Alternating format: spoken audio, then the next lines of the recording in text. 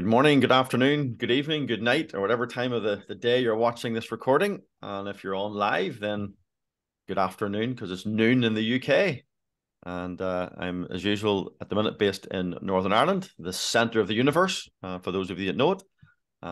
Very My, small universe, yes. but it is still the centre of the universe. And welcome today, first of all, to Mr. John Corey, co-host. Hi, John. Good day. Some wee small country over the pond called the USA is where you're normally based. Well, it's funny when we started these things, COVID, I was normally based somewhere else. But since my cancer diagnosis, I've been here. But that's been treated and all that sorted. So I didn't have to wait for NHS lists or lines and got that sorted. And I'm enjoying the open spaces in summer weather. Well, that's definitely hard to beat, And absolutely delighted today to welcome Shiro and Tex from the Developer Club. So, hi guys, how are you? Hi, good afternoon, Well, everybody. thank you. Good afternoon. Yeah, absolutely brilliant to have you on. Really looking forward to sort of deep diving into your backgrounds and a bit more about the Developer Club in a few minutes.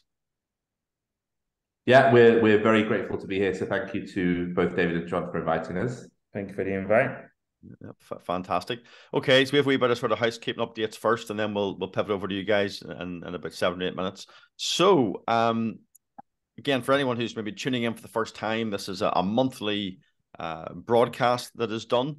It's co-hosted by myself, David Johnson, CEO of Leo Crowdfunding. We're an equity property crowdfunding platform, and the resident co-host, the one who brings the knowledge and the experience and the insightful knowledge of all the years in property, Mr. John Corey. I'll stop there before I get myself into trouble like I do some weeks. So, John, over to you, and how's things going?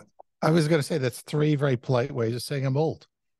I'm in a good mood today, so we'll definitely not mention the color of your hair today. We definitely won't. Well, just to let everybody, this is June. So in the month of June, I have this sort of event. My wife makes a bigger deal out of it than I do. But officially, I joined the elderly this month because that means I can actually qualify for Medicare. And if anyone wants to do a little Googling, you can figure out what all that means. It's either Medicaid or Medicare. I can't remember. There's one for the poor people and one for the other people. And you can figure out which one I'm referring to. So. Very good, very good. And just for anyone who's maybe not exactly aware of yourself, what do you do? Brief background, and what do you do currently? Okay. Well, first, anytime you want, just use Google and you'll find me. So property investor since 1982, 40 years this November is when I started. 83. I started working in Silicon Valley in 82. So property investor since 1983. High inflation, 10.75 interest rates when I started. So this is like nothing, guys. Haven't broken a sweat right now. This is how life is. These zero interest rate periods are not the normal, even though it's been this way for 10 years. US, UK, residential, generally like shorter, not longer. So stayed away from commercial because commercial tends to be like 5 or 10-year projects. As I matured, I realized, well, it's not always that way. But frankly, that's how I thought of it for a long time. So yeah, single family, detached, semi-detached, flats, condos, whatever you want to call it. But yeah, sweet spots, residential. And over the time of my tech career plus property, I've become quite good at FCA regulations and systems. My boss was Steve Jobs in a prior life. And so I've been there, done that, seen the center of the universe, figured out how God made things come together, and happen to like reading regulatory documents. Excellent, excellent. Was working for Steve Jobs when the hair started to go from black to gray, or was that something just later on in life? That was later. And he had hair then too. So no, he had hair then. Excellent. Okay, fantastic. So I'm going to do a quick update for those people sort of related to the platform, and by way of sort of market update, I'm just doing a little bit of CEO on the road, which I haven't done for a few months. So I was out on the road 2 weeks ago. And the last broadcast we did, I had mentioned some of the upcoming events. So after some events in London, we then went up to initially a networking event up in Manchester. This was the Canary Connections, Mr. Barry Ray, who's a good friend of the platform, and attended his event, met some new people. And on the right, yes, go ahead, John. Tell us which color shirt he has on or something. Well, the one that's not me. So this is Barry here. His Canary Connections logo to the canary bird. So yeah, he tends to wear a yellow T-shirt so everyone can spot him as the organizer. So that's why it's just the guy in the yellow T-shirt or the yellow polo shirt is the way to find Barry on an event night. So always really good, really good sort of energy in the room. Met a whole bunch of new people, and indeed met Shiro up there as well. Shiro, do you want to just comment quickly on this particular event? Because I know you attend regularly, and it's a great event. Yeah, I tend not to go to a lot of networking events anymore, but Barry's is one that I do try and tend to come to because you meet great people like yourself, David, from all over the country. Actually, I think he had a few attendees from London who had come up for the event, actually. So yeah, it was really, really good. Nice to see some familiar faces and some new faces as well. So overall, a great event. Thank you. So that was the networking event. Also did a couple of site visits. Now these are us as a platform calling in to look at some of the projects that are on our platform, obviously either been raised or currently raising money for. Do just note along the bottom there that shareholder updates are provided by the fundraiser, by the issuer. This is a process where we obviously gather the information. The fundraiser will share it directly with the shareholders. But this was the Citygate project up in Leicester, 56 apartments from memory and a refurb of an old HMRC building. This is the project manager. And then there's VJ, the main principal on the project, in the picture there overlooking, I think, the third or fourth floor. And then just get a view around the whole building of where the works are up to. So it's actually complete, bar a couple of last minute snagging, but there's been an issue with a gas leak out in the street right in front of the building. And this has caused a delay on the project, unfortunately. But the shareholders have all been fully briefed. They've all been sent the full details of that. But I just thought I would share that. So I suppose, John, one of the things that is frustrating as a platform is when projects don't pay out on their scheduled date. But who can forecast a gas leak whenever they're going to try and connect the water? They opened up the road, smelt gas, and of course that then just takes a whole new course of action when you've got gas leaking. Well, I mean, I don't think project dates are schedules for delivery. I think they're indicative of we're going to try. Show me a property project that finished on the exact date at the right price and, at the budget and all the rest of it. And people do need to understand this, that you're investing in the growth of a business, the growth of a project. All kinds of stuff can happen, even off the site or related, as we've seen with the gas leak. So these aren't scheduled like there's a due date. And you're not making a loan that has an end of term. This is a cash investment to be along for the ride. And if the bus driver needs to take a detour, you're on the bus, you're taking the detour. It's just the way it is. Yeah, no, that's a good way of putting it. Then moved on the same day, actually, up to Liverpool. And myself and our new investor portfolio manager, Sophie Lawther, was there as well. So she's from that neck of the woods, so she was able to get me to the site exactly where we needed to be. On the left is David Mundy from the Elevase company. So this is the Liverpool project. Really good visit to see exactly what was happening. The site obviously was a thrive of activity. And I'll mention a bit more about that in a second. But I do actually have, John, a brief. There's a quick follow on from the day we were there, and a wee bit of drone footage. So there's actually 4 blocks of apartments. There's a crowdfunding raise for one of the blocks. So you can see they're currently finishing off the foundations, getting the concrete in. So there's 4, and where the crowd is funding 1. Do you know which one of these is the one? It is actually be the left where those cranes are.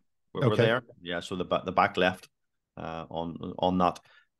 So yeah, that's the update there. And just on that, so in this image, John, is this one back left, is the one that the crowd is involved in funding. So this And the one project, they were doing the pour for, do you know which one for orientation? Is it the yeah, one? that would have been the front one up here, front right. Okay. Okay. Yeah, so we would have come in from the back of the project. Yep. So yeah, so just mention this briefly. This one actually closes today. So it's already reached its minimum target. It's up to 114,000. Since that image was added, then there's been some further investment since then. Sophie's working away in the background, taking investor questions with a broadcast last night or webinar last night, with a whole bunch of new people. Actually interesting, John. We had people from Kuwait, from Denmark, from the US and the UK on the project broadcast last night, which was good. So that was an opportunity can people from all those countries use the platform to invest? Providing they meet the KYC and AML requirements. So that is the key things. So the countries I just mentioned there would all be okay. The Kuwait would obviously be one that would be an extra look at, but providing they can meet the KYC AML requirements, then yes, they can invest. To clarify, well, there's one country you mentioned that is not okay, which is the US. Oh yes, of course. Sorry, that's I should say a given. So a US resident cannot invest into crowdfunding or into investment in the UK, just given various tax relationships and the US government enjoying controlling everything that their citizens do. Yes, tax reporting, treasury. Yes, yeah, I got it. Big brother on a whole new level if you live in the States, but that's another conversation for another day. So yeah, helicopters. Summarizing this, then this is currently live. If anyone who's already on this wants to put in more, they can. If it's a new investor, you have still time. Go to the website, download the equity offer document, and you can decide whether you want to invest in the project. But it's great that it's actually reached its target, a successful raise, and it'll close today. We also had a shareholder update webinar on Tuesday night, and this was for the Becontree Avenue in Dagenham. This was a project of 9 apartments that were built, already tenanted, already rented, 9 residential and a commercial downstairs, and the fundraiser PLMD decided to literally sell down some equity to share the rent. So in the first year, he had projected a 12% ROI on people's investment, and he actually delivered a 13% ROI in the first year. And there was a second tranche, so they received their first payment for their Q1. So again, it's an interesting project given the uncertainty of the market, and this type of a project probably is quite risk mitigated, given it's built, it's tenanted, it's rented, and you're sharing a rent roll. But we're obviously delighted that he actually exceeded expectations, certainly for year one. Obviously, we'll see what happens year two, but again, very positive. And of course, there are 2 raises that will be hopefully view deal in the next couple of days on the platform. Keep looking out for them. You can go and record your interest if the blurb on these thumbnails attract your attention, and you'll be able to stay in touch with those. So listen, let's get on to our guests. Absolutely delighted today to have Shiro and Tex. I've got to know both of them quite well over the last number of months. I think, Shiro, we first started to talk perhaps about 2 years ago. That's right, yeah. And then get introduced to Tex from there, and we've met up a number of times. But listen, delighted to have you on board. Probably the theme, if you like, and we try and kind of cover a theme on these. But it's like real life stories. It's like people in the coal face, out in the market, what's actually happening, how you're performing. But given your developer club, this sort of power of collaboration and property is kind of the theme we want to kind of drag out of you over the next sort of 20-25 minutes. So first of all, over to you guys. Want to give a quick introduction to who you are, your background? Sure. Do you want to kick off? Yeah, so as David very kindly introduced, I'm Shiro Ronia. I'm a property developer based up in Manchester. For those based down south, we're a small village up north. You may have heard of us. We've got the best football team in the world, but I'll let you figure out which one that is. I've been that's one too, right? Yeah. Sorry, I know it's there. It's called Accrington Stanley, is that? Absolutely. Stockport County. I've been a property investor and developer for the last 16 years. Started off my journey when I was 17. All our projects are in Manchester. We specialise in commercial to residential, so taking existing commercial properties and converting them into swanky apartments. and we've been doing this, as I said, for a number of years. We also had a HMO portfolio that I started off with many years ago, which we sold, and just generally been in the industry for a fairly decent amount of time. Tex and I met each other about 8 years ago at a property networking event, which will tell you the story of the club in a second. Tex? Thank you. So myself, I'm Tex Jones, property developer based in South East London. Early career was I set out to actually be a buy-to-let landlord, so done the usual undergrad, postgrad, got a grad job. Was working in manufacturing, so studied operations and logistics management. And whilst on that course, that whole saying of surround yourself with the people you want to be like was kind of ringing in my head. So I found a networking event where I bumped into what became the director of the development company I worked for. So that's where I got my first understanding of development. So whilst there, we were doing build to rent and student development. So I was on the operations side where I'd done due diligence for sites. So bringing in comparables and getting build costs. So I did quite a lot of research into modular manufacturing. So I was able to tour the UK and Europe to look at some off-site sites. But that really gave me an insight into how to structure development deals in terms of forward funding. So finding the site, doing the appraisals, getting a lease from the likes of a university or a council, and then being able to forward fund that. So a few of those deals exited to Aviva and the likes of LNG. And then whilst I was working there, I was also growing a letting agency. So that grew to the point where me and my business partners had £1 million turnover. So that business started to got to the point where it needed my full-time attention. So I left the development company, although I wanted to see some of the sites PC. You get quite attached to, finding a site, getting planning and wanting to see it come out the ground. But I went full-time in the letting agency. The pandemic came, and we've since gone our separate ways, and I've set up, I now have an agency under Jones Real Estate and my own development company, Onyx Development. So my focus is finding the sites and the funders, and my business partner, Onome, his background is in construction. So studied development management at Oxford Brookes and has worked for some large housing associations, L&Q, and Henley as a development manager. And myself and Shiro met whilst I was organising a mastermind, and he attended it. And since we just sparked an interest, a common interest, and we visited each other over a period of 6 to 8 years. And then the idea of thinking that there must be more other like-minded developers that want to focus on new builds and conversions. We do the odd HMO and flip in the background, but in terms of our career and discussions we want to have, we really wanted to have almost a silo of conversation just around new build and conversions, and we didn't find that. And the Developers Club was born out of that desire to find that group. Brilliant. Okay, no, thank you for that. Just in terms of a wee sort of indication of scale, what's the kind of biggest project you've both worked on? Independent, Shiro, you're quite well known up around your area in Manchester as one of the movers and shakers in the property world up there. But I don't know about that, David. The experience.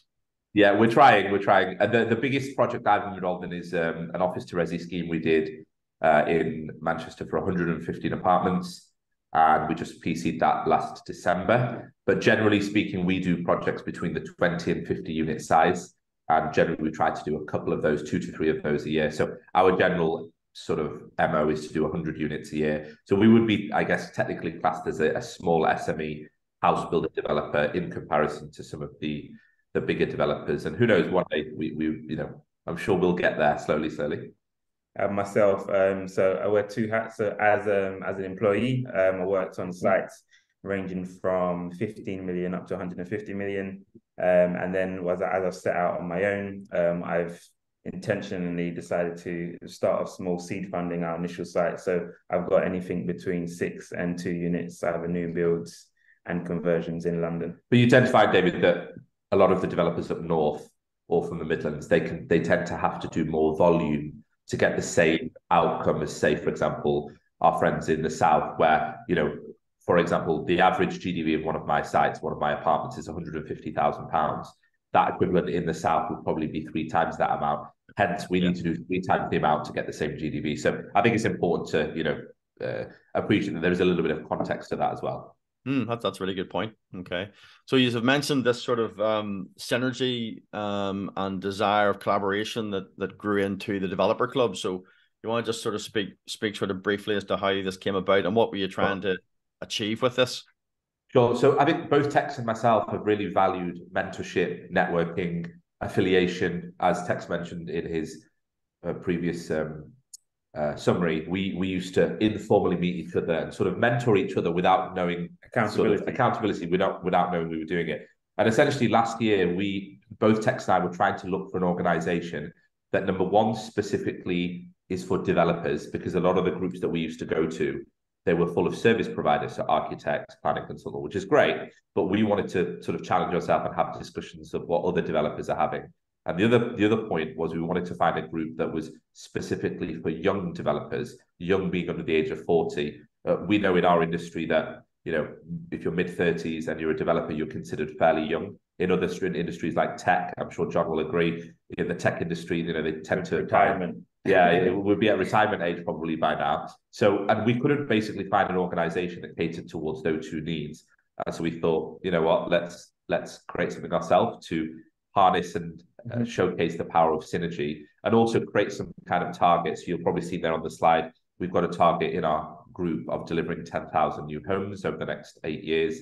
We all know what the problem is in the UK with the lack of housing supply. I don't need to expand on that anymore. And we just thought if we can inspire and help the next generation of young SME house builders, that would be fantastic. And selfishly, we did this because we just wanted to hang out with other like-minded individuals who are doing the same thing in different cities with the same issues, and see if we can, you know, help and entertain each other. And that's sort of how the club was born. Yeah, and we launched with a group of 6 of us. Our first meeting was on a round table, and it's just organically grown from then. And we've probably about 60 members now. Yeah, so 60 members, all under the age of 40, all over the UK. Some of our members are as far as Southern Ireland, Northern Ireland, Scotland, Wales. So we really encompassed the whole. Yeah, we've actually got a gentleman joining us from New Zealand who develops in London, but he's based in New Zealand.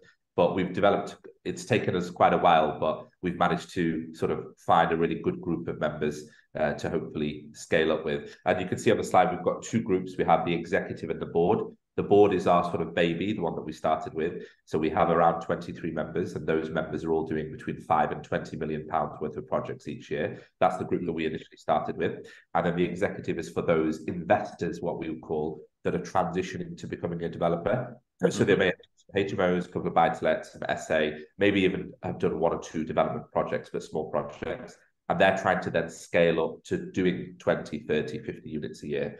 So we've sort of got a very distinctive 2 groups that we've targeted. Yeah, you're sort of helping them on their journey. So, John, you've obviously got a fair bit of experience on the networking scene in the UK, because you ran your own meeting and you also were guest speaker, you know, all over the UK at various events. You know, do you see there's a need and a value for having this type of a developer group that's very niche down to this type of an age bracket and sort of young and hungry? I don't know. I'm too old. So what I am curious is, you're going to start a 3rd group for alumni, because you're going to have to kick people out when they hit 40. And I know at least one of you probably thinks that's a long time away. But you know, fundamentally, this is the problem. We all age off. So we just fire those and put in new young blood. It's at the age of joining.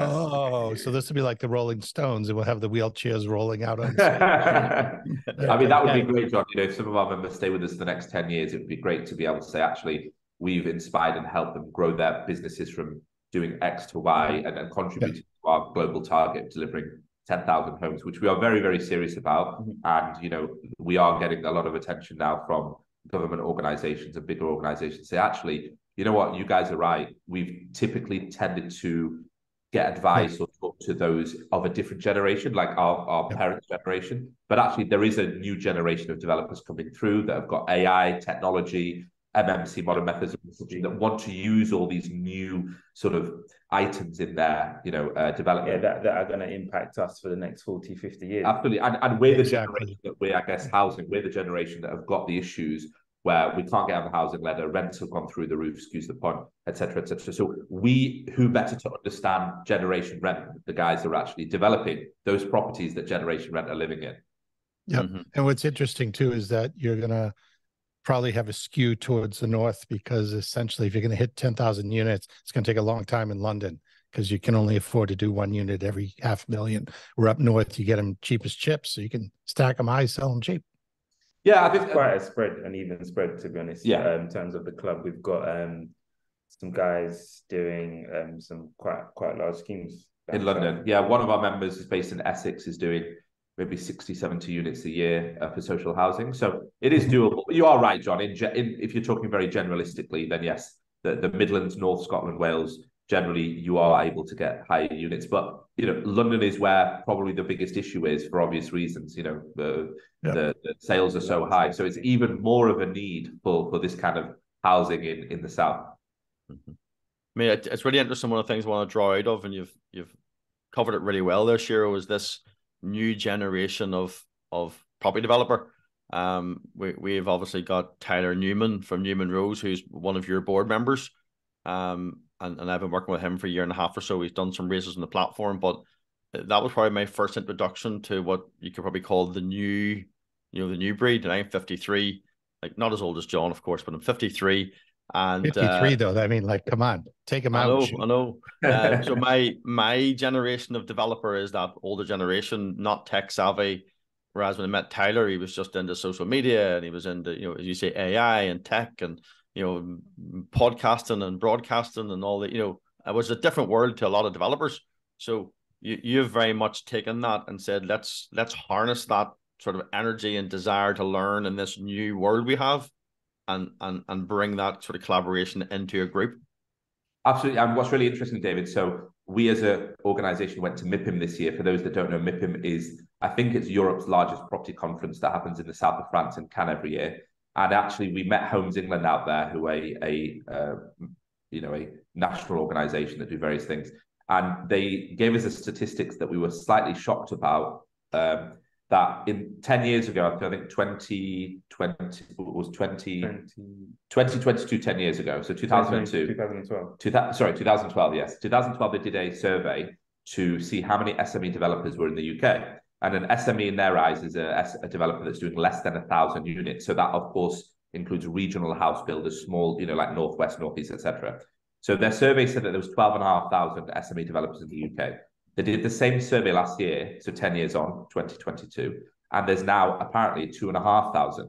So we are a dying breed. And what's interesting is, as a young person graduating from university, nobody really says, hey, I want to become a property developer. They might say, I want to go work for CBRE or JLL or Knight Frank, or go down the corporate route. But actually, there is an alternative route. And a lot of our members have actually come up doing development just through their organically through their own sort of notion that this is something that I want to be interested in. But one of the things that we're exploring this year is actually, why aren't more young generation youngsters saying, actually, this is something that I could potentially get into as a career choice? And have you any ideas why that is?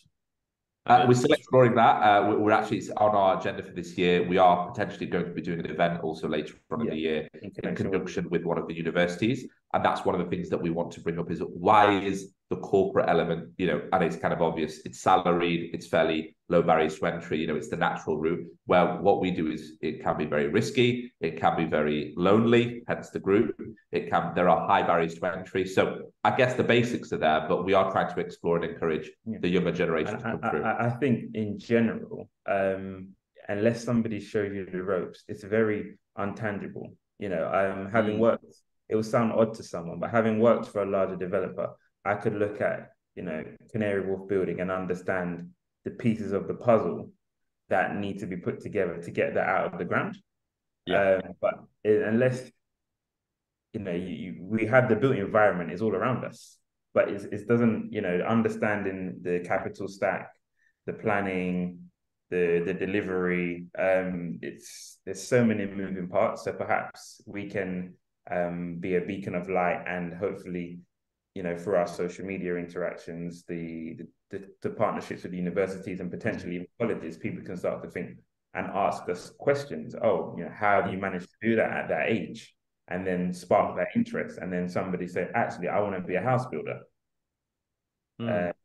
And yeah, let's see. But that's certainly very, very interesting. It's not something actually I ever thought of, to be fair, in terms of that for the graduating type age group, and what percentage actually have a desire to go in, to go into property development. That's any observations on that, John? Anything you're aware of that's impacting that? So a couple things I think is sort of funny. There's this assumption that age is somehow a factor. So go back to when there were a lot of SME developers. Those people were also young, old, middle-aged, whatever you want to call it. So what has changed from then to now? Not people getting older, because that's always been happening. And I think one of the things is the barrier to entry. And it's these days to be a developer is a lot more complex, whether it's planning, whether it's raising funding or something. So there's more moving parts. And Tex does have a good point about, is there a clear career path that people can sort of glom onto? And you might go to the University of Reading, get a degree in real estate or something, and then make that transition. But the career path in the past was the builder builds more than a unit or two and suddenly becomes their own business owner.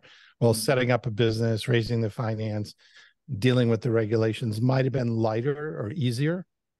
Now, these days, frankly, we want more thought about the green belt. We want more thought about building standards. So the complexity has gone up. It is harder to follow all the regulations, and it's always been a challenge, but I think there's probably more materials or detail that you have to worry about. The complexity they claim is harder. Now, I may be just reflecting my age, thinking it was easier back then when I was a young whippersnapper. But, what can I say? There is this sort of shift. And why is the shift? For raising finance is definitely one of them. And cowboy builders or small entrepreneurs used to hit up their mates. Well, now I'm not so sure they can now. Yeah, no, that's a fair point. So listen, before we move on from this line of thought, someone's just asked a question there. Are there any particular degrees that you would recommend someone to go to for further education or university that would help them if they wanted to go down the property developer route? Well, the whole RICS QS, track, the University of Reading, the real estate degree, that's a fairly classic one for the larger corporate type developers. Yeah. Okay, perfect on that. Okay, Tex, again, you said something a minute ago, which is exactly what I wanted to go to next, which was along the lines of it can be lonely for those that start off in this course of career on their own. It can be quite lonely, and one of the things you've done, which I think is absolutely brilliant, with the Developer Club, as I've kind of watched you for the last 5 or 6 months, is this whole idea of not just sort of coming together to have those intense discussions about the property market and all of that, but you actually created friendships, a group synergy where not only do you meet and do site visits together and share knowledge, but you headed off to Mippen, as you said, which I suppose was partly play, partly work. But then you went off skiing one weekend. You all just jumped on the plane the way you went. So that's obviously deliberate on your part in terms of how you run the club. And what is it you're trying to achieve with that? We're trying to, I don't know if you got I'll just backtrack on the question that was raised in the group, and then I'll jump into that. So in terms of careers, I was saying, I think I cut out. If you look at your design team for a development, you've got, QS, you've got planning consultant, delivery manager, development manager, which could be class of a project manager, architect, and yeah, so those would probably be your core roles. So I would say there probably isn't a degree, house builder degree. No, I don't think there is. So you're going to likely take up one. Architect, if you want to be a developer, would you commit 7 years? Questionable. So I would probably part that aside. So it would be planning consultant, quantity surveyor, or project manager in construction. One of those three. Those are all, you're going to end up hiring those if you don't have them. In hindsight, I think it can also be a strength if you don't have those skills, because I don't have those skills. So I end up being the property developer entrepreneur where I know 5% of everybody's role sitting around the table.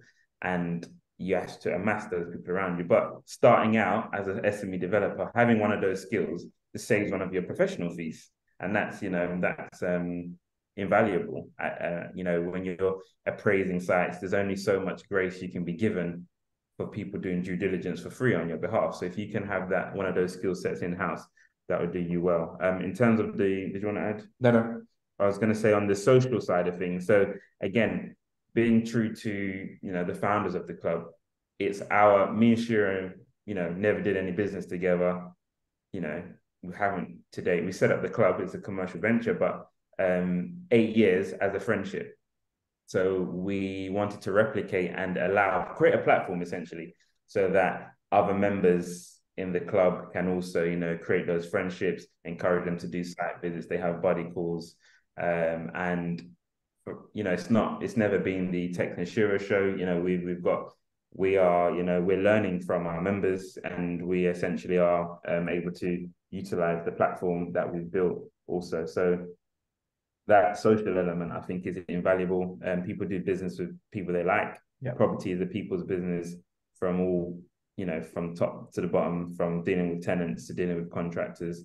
It's all people that make things happen. So definitely that social element is important for us.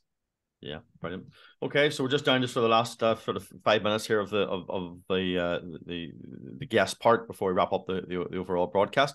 Again, I'll put those pictures on the screen there just to give people an example of some of the things that of how you run the club, and definitely that whole synergy and being part of a team. And I know from talking, we think there's 3 of your members have also raised on our platform, and they all speak really highly of the value of being part of the developer club, which is brilliant. And you'd asked me to come to your Christmas function, and obviously I've been to loads of those over the years all over the world, but there was a real energy, enthusiasm, synergy in the room that was palpable, and that's a credit to both you guys for putting this on.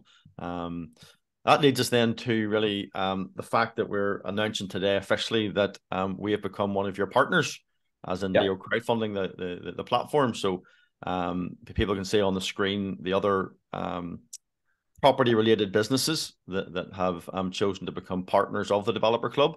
And we have now been added to that. So there's the official photograph. I've been welcomed in a few weeks ago in London. There's a handsome gentleman in the middle there, David. You can probably see in the photo. You actually got me wearing a tie. Yeah, to get me to wear a tie was like an amazing feat. I just thought I had to push the boat out and stick a tie on for you that day. So, but yeah, no, we're absolutely delighted as a platform to be partners now with you. And we've obviously spoken a number of events now, and no doubt there's a lot of members will be hopefully using us as their source of equity. So absolutely, and I think it's quite important the point that John made before about the barriers to entry, and for us, what you've created with Leo is an absolute no-brainer. I would probably say that raising equity, would you agree, is the single biggest barrier to entry for, we were talking about before, the younger generation going in. So what you guys have created with the platform that's FCA regulated is fantastic. For us, it was an absolute no-brainer. Some of our members have already used David's platform, as you mentioned before. So for us, it's a fantastic partnership, and really we're trying to break down those barriers bit by bit to actually, for somebody new to come in and say, well, actually, the equity, I could go to Leo and then they could help me with that. So actually, that's one tick in the box. So we're really, really excited, David, and hopefully there will be a few stories over the next few years about some of our members using you guys to raise equity, build homes, and we can really push towards our 10,000 home target. Yeah, I absolutely, and really looking forward to being able to interact with your members. Just one thing to highlight, it says on the bottom there, when we say partnership, Leo crowdfunding is not remunerated in any way, the developer club. It's about supporting education-wise, doing events with you, and obviously allowing your members to come to the platforms. You've managed to negotiate and twist my arm to a discount for any developer club members who come to the platform to raise funds. And that's the part of the nature of the partnership. So, is there any last sentences either of you want to add before we move on? Well, I was just going to say no. All I would like to say is, thank you again, and we're really, really excited. Both Tex and I are very excited to have you on board as a partner. And as I said, we are very committed and very serious to our goal And if you guys can fund a couple of our members' deals, that would be an amazing success story, and show the next generation that actually it can be done. Yeah, no, I agree. Thank you for believing on us. I think we had a few months of negotiations, and we knew that our organizations, were a good fit. It was just getting it right, and I'm looking forward to the long journey ahead and having your logo against some of our member schemes in terms of the support you've given. Fantastic. Listen, really good, insightful, really beneficial there. So thank you for that. I know you guys run a tight schedule, so you can feel free just to drop off now if you want. And I know no problem. Thank you, John. Thank you, David. For having us. Thank you very much. Bye, everybody. Thank you. That's the Developer Club, John. You've heard about them sort of off and on the last couple of months. So I think very interesting the way they're going about this, and I just love this sort of look at bringing technology and social media and all this sort of new technology into being a property developer. As the older of the two of us, I find it's funny that you think they're going to bring technology to being a developer. Well, not bring it, but merge it. I certainly haven't heard too many other groups like focusing on and making that a big part of why they're doing what they're doing. There's lots of clubs about, yes, all developers together and have a drink in London on a Thursday night and networking. But the guys, for me, have got a very clear aim and a vision of what they're doing, and I think it's excellent. Cool. So next up is you, Corey's Corner. What is your words of wisdom for this broadcast? Well, in the news right now is a lot of information about interest rates. I was just reading something the other day about a person wanting to buy some property, can't afford any financing that would be over 5%. And I'm like, it's not a deal. You shouldn't be buying it. Or you need a hell of a lot more equity. 5% is not a high interest rate. It's higher than he's used to, but it's not a high interest rate. And it's like, we're going to have some developers / property owners, portfolio landlords, whatever, go under if they think 5% is a struggle. It's like, come on, the 5% is the normal interest rate other than for the last 10 or 15 years. So it's going to be an interesting time. I think there'll be a lot of healthy projects and individuals and all the rest. There'll be landlords who are struggling, but then there'll be many landlords that aren't. But this idea that 5% is somehow the end of the world, it's like, boy, you need to grow up a little. Yeah. I just can't help. I'm also thinking, given what we've just talked about, how much of the younger generation of these new developers in the scene, with their enthusiasm and their passion and their great success stories all over social media, how are they going to be able to adapt their model to the reality of going back up to what you said is the norm? But they've never known that. All they've known is pretty cheap money from lending institutions. Yeah, I mean, it's like, if I'm going to give you money for free, can you develop a project? It's like, okay, now I'm going to charge you for that money. Let's see what you're really made of. Yeah, that's a good point. I mean, and you're in the world of football. If I said to you, great, we're going to play the game and there'll be no goalies in net. Now let's see if your strikers are any good. Versus now we're going to play the real game. We're going to put real goalies in the net. Let's see if your strikers are any good. Yeah. So that's fair. That'll be the real tester, those that can actually do the numbers properly and deliver on tighter budgets and tighter schedules, etc. Now, because it does relate to Leo quite a bit, there will be slowdowns in the development space because buyers have to adjust. Homeowners who are trying to buy their first property, the affordability probably it'll get skewed in the short term at higher interest rates. That'll mean people who develop a project will have a harder time getting it sold. They'll fall out of bed, maybe some of the deals. There will be turbulence. If you're one of the passive investors like I am in many of the projects, they'll be late. They'll have cost issues. They'll have interest sort of piling up that because they held it longer because the rate was higher. This is just normal. People shouldn't freak out about it. It means that the developer types, the people that raise the money, the fundraisers, whatever we want to call them, they need to be pretty smart and nimble and maybe make new decisions. But as passive investors, like, it's raining outside. People are going to get wet. Get over it.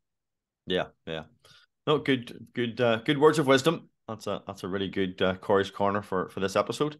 Bring a bit of reality back into the room. Okay, just to wrap up, next month, we're hoping then to have Judith. Against scheduling didn't quite work out, although we did announce her last month. But this month should be the month of July, and we will have Judith. Judith Muller is the Chief Operating Officer at Part-Time for Leo Crowdfunding, which has got a brilliant background in working with fast-growing companies. Comes from a real operational mindset. I know she works with multi-billion euro property funds in Europe, and really has this knowledge, if you like, of this sort of hockey stick effect, the booster rocket of growth in terms of operations and processes. So I know, John, I actually met Judith through your event, John, the Property Fortress event. You had her on one night, and that was the first time I met her. Certainly has a very interesting attention to detail when it comes to processes and operational things. Well, interesting. I don't know what you mean by that, but I would say, yeah, she has a high attention to detail and is quite comfortable, nimble at absorbing a lot of information, absorbing a lot of data, using spreadsheets and documents to figure out what's going on. She loves operationally this sort of fitting the pieces together and helping see the forest from the trees. Yeah. And some of the things that she'll be talking about will be relevant to anyone in business, whether you're working for somebody else and responsible for operations, or even as a developer and running teams of people. She's going to have some really good insights and some points that you may be able to take away and actually implement in your own business to make you better, more efficient, bigger, whatever it is that you're trying to achieve. So that'll be next month. So you can tune in for that. And of course, as always, it'll be on our YouTube channel. So again, you can stay in touch with us via the normal means. And of course, this recording will be on YouTube later on today. So that is us for this month's broadcast. Anything, John, you want to finish on, or any points you want to make? Yeah, we'll see you all in a month. See you all in a month's time. And there on the screen is just where you can reach out and get a hold of us. And again, a quick reminder that the Central Point project is live today. Anyone who does wish to look at that as a potential investment, you have until later on today to do that. So you can go and have a look. Listen, thanks everyone. Appreciate your time. All the best. Stay safe.